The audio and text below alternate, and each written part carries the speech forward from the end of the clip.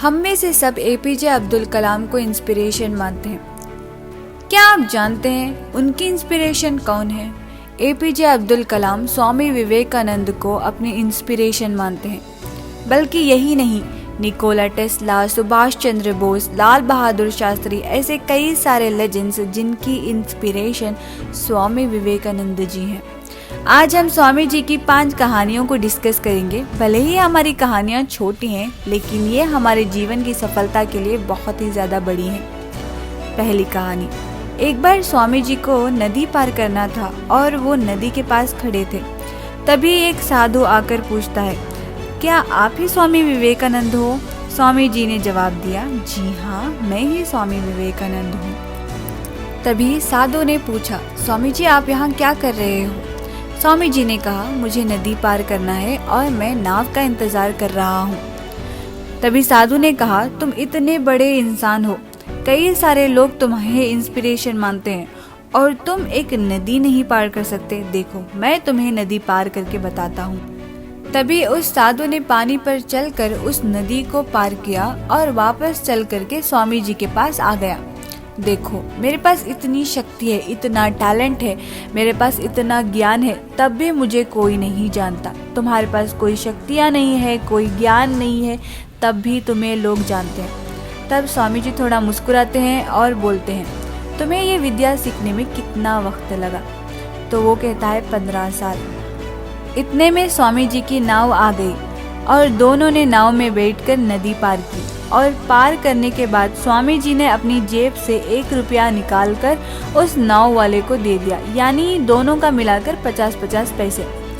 तभी स्वामी जी ने साधु से कहा, जो काम तुम 50 पैसे में कर सकते थे, उसके लिए तुमने तुम्हारी जिंदगी के 15 साल बर्बाद कर दिए।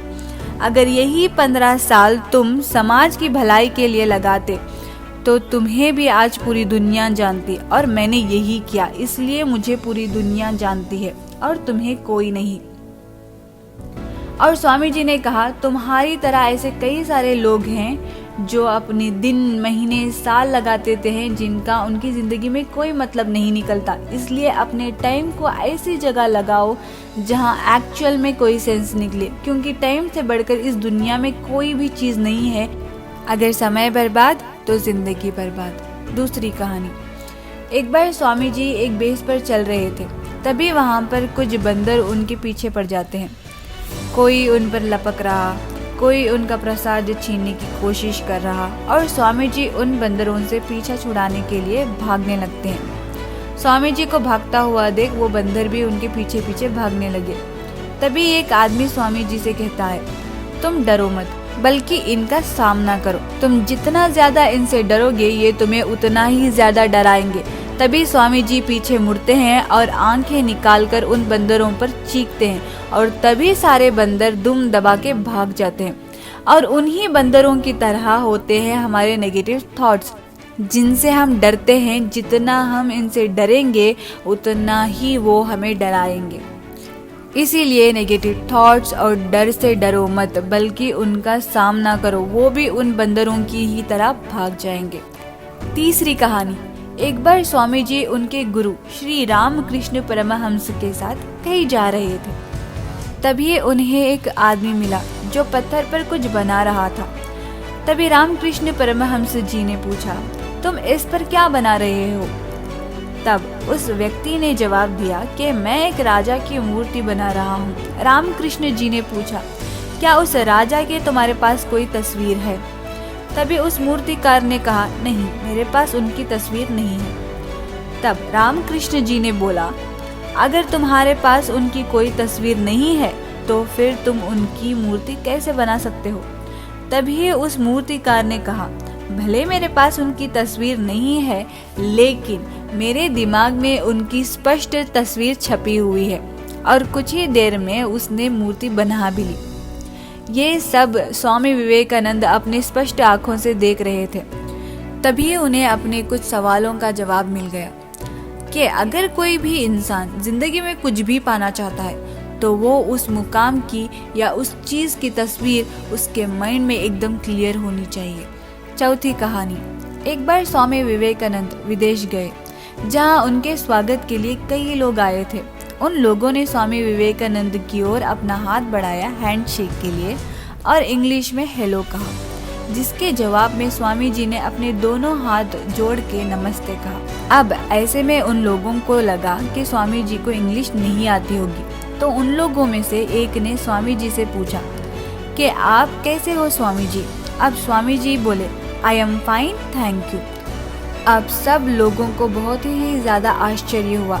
जब हमने आपको इंग्लिश में बात की तो आपने हिंदी में जवाब दिया, और जब हमने हिंदी में बात की तो आपने इंग्लिश में जवाब दिया, ऐसा क्यों? तब स्वामी जी ने कहा, जब आप अपनी माँ का सम्मान कर रहे थे तब मैं अपनी माँ का सम्मान कर रहा था, और जब आपने मेरी माँ का सम्मान किया तब मैंने आपकी माँ का सम्मान किया। अगर किसी इंसान को इंग्लिश बोलना या लिखना नहीं आता तो इसमें शर्म की कोई बात नहीं है, क्योंकि हमारी राष्ट्रीय भाषा हिंदी है और हमें अपनी भाषा पर गर्व होना चाहिए। 5वीं कहानी, स्वामी जी के जीवन की ये बहुत ही ज़्यादा इंटरेस्टिंग कहानी है। एक बार एक विदेशी महिला स्वामी जी के पास आकर बोली, मैं आपसे शादी होना चाहती हूँ। स्वामी जी बोले, आप मुझसे शादी करना क्यों चाहती हो? क्या आप नहीं जानती कि मैं एक सन्यासी हूँ? फिर वो महिला बोली, मैं आपके जैसा ही गौरवशाली और सुशील और तेजस्वी पुत्र चाहती हूँ, और ये तभी पॉसिबल है जब आप मुझसे शादी करोगे। तब स्वामी जी बोले, हमारी शादी तो पॉसिबल नहीं, परंतु एक उपाय ज़रूर है। औरत ने झट से कहा, क्या? स्वामी जी बोले, आज से मैं ही आपका पुत्र बन जाता हूँ और आप मेरी माँ बन जाओ, और आपको मेरे ही जैसा बेटा मिल जाएगा। और वो औरत स्वामी जी के पैरों पे गिर गई और बोली, आप साक्षात ईश्वर का रूप हैं। ये थे आज के 5 इंस्पिरेशनल स्टोरी स्वामी विवेकानंद के बारे में। आपने इन कहानियों से क्या सीखा, कमेंट करके ज़रूर बताना। अगर आपको वीडियो अच्छी लगी हो तो वीडियो को लाइक ज़रूर कर देना, ज़्यादा से ज़्यादा कोशिश करना शेयर करने की। अगर आप पिंक नेशन पे नए हो तो सब्सक्राइब कर देना। मिलती हूँ आपसे अगले वीडियो में, तब तक के लिए खुश रहें और हंसते रहें।